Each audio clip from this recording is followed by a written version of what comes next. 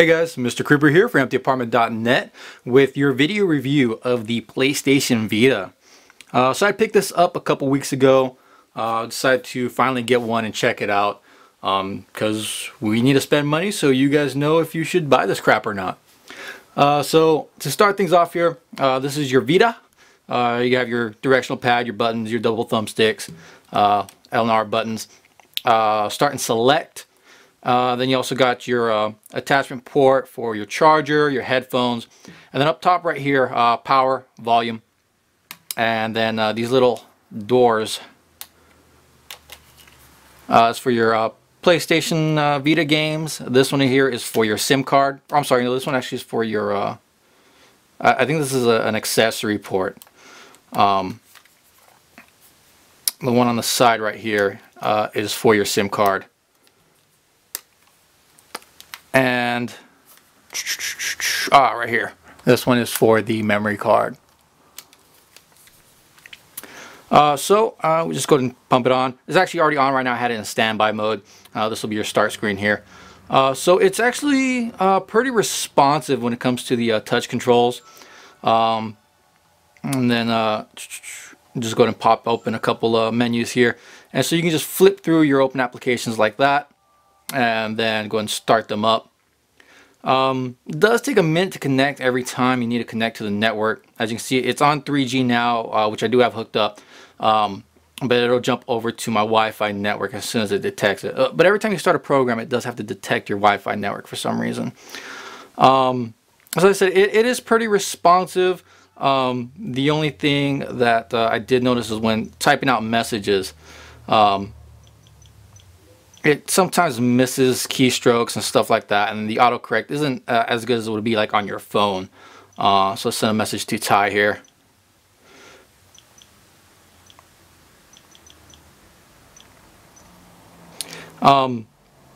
So that's really the only thing as far as responsive goes for the touchscreen. Other than that, it's actually really good. And what's cool is when you are in a menu, you just go and hit your PlayStation Home button, and it'll take you back out to the start screen. You can just jump over to your games, whatever else you got going on.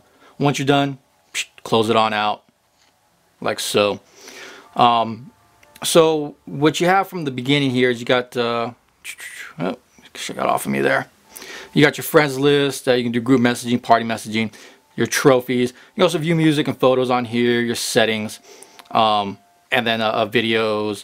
It's also got remote play, so you can hook it up to your PS3 and use it kind of as like a controller for your PS3. It comes equipped with Google Maps and content manager to exchange out files from your computer. Also has a web browser, which is okay. It gets the job done if you look up something on the fly. I'd still much rather use my phone for that. And then see it load up here. And once again, this is on my Wi-Fi network here at home. It is network compatible, so that kind of helps out a bit. But you know, it's an average browser. I mean, it's pretty comparable to the one that was originally on the PSP system, which is kind of sad. And then you got access to your PlayStation Store. Go on and buy some cool apps and stuff like that. You can get stuff like Facebook, Twitter, Squarespace for free. And then, of course, downloads. So there's some neat games out for the system right now as far as for downloads. The other thing that you'll have on here is your games. Whenever you play a game, it puts the button on here for you. And then that button is always there, regardless if you have the game in or not. Right now I actually don't have any games in here, because technically that's your save file. Now you can rearrange these. If you hold down on the screen here, you can change your background, and you can also rearrange your icons like so. You can add, you know, another screen here. So, you know, it helps kind of for arranging things, but those are always there. I like to see like maybe some folder functionality added to this later. So I'm hoping they keep up with the software updates on these. So as I said, you know, your friends list, your group messaging, your trophies, all the basic stuff. One of the cool things it does come equipped with is the Near program. Now, as I said, this is the 3G version. If you get the one that's Wi-Fi only, I believe it has an issue with connecting to Near. Either it just straight won't use Near, or because it doesn't have the GPS built in, you won't be able to use it properly. So definitely, if you're deciding on getting one of these, go with the 3G version. I also heard that there is an issue with the Wi-Fi ones in which they are not turning back on. I haven't actually experienced it myself, because as I said, this is the 3G version one. But I've had a couple people actually mention it to me. Hey, kitty. And let's see here. So as I said, this is near. What this does is it keeps track of your locations that you hit, and you can actually go ahead and see here. It'll show you other people playing the Vita in your area. You can see what they're playing, and kind of what they're, they can give ratings to different games and whatnot. But the cool thing about this is what you get to do is unlock game goods. As we get our discoveries right here. And with the game goods, that's going to give you unlocks for different games, such as the Gold Phoenix Wright outfit for Marvel vs. Capcom 3, and several other stuff, Mod Nation Racers, Unit 13, a bunch of other games. So I'm actually gotten pretty addicted to this. I will check it all the time to see if there's any new unlocks and stuff, any other new people playing in my area.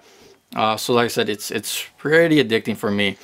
I'll close these out. So yeah, I mean, that's the basics of what you're getting with your Vita. A lot of really cool, the hardware itself is really cool. I mean, like I said, the touchscreen is responsive. It's an OLED screen.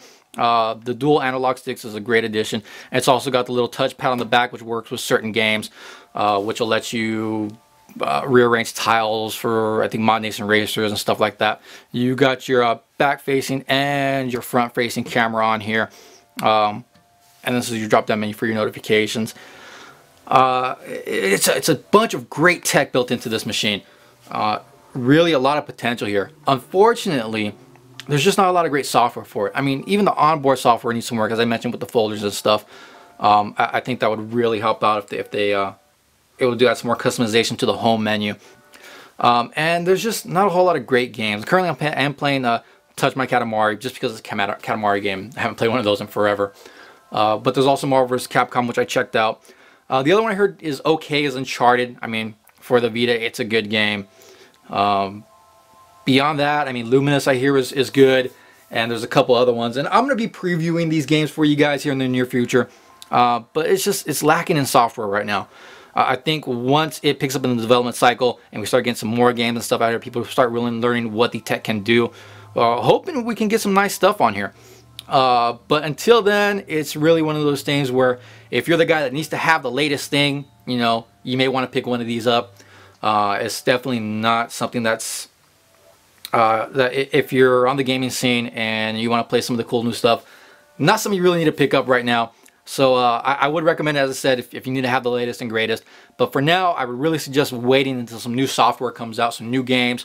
Hopefully there'll be some interesting stuff released over the downloadable games on the PlayStation Network. Super Stardust, which I just got the free code for through the 3G promotion through AT&T, which I'll be checking out. I'll give you guys a video preview of that coming up. I hear is really good. But beyond that, nothing right now. So once again, PlayStation Vita, definitely worth checking out. Probably not worth buying right this second. But keep your eyes out, guys. Hopefully there'll be some cool stuff coming out for it. So anything else, dude, drop a comment, questions, anything for me in the comment section, and we'll see you guys on the live stream. Have a good one.